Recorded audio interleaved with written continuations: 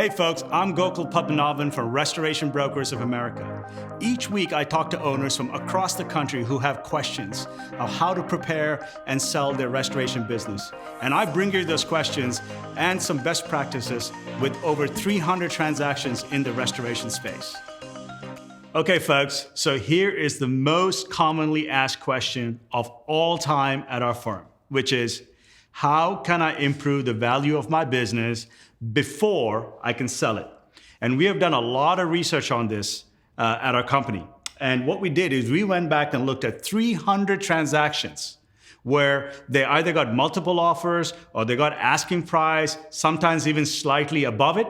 And what we found was something really interesting, that all 300 of them that actually sold and got multiple offers had 6 things in common, and what we call our 6 value drivers.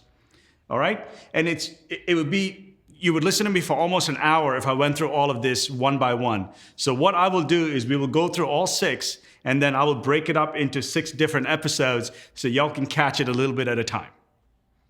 All right? So financial performance, growth potential.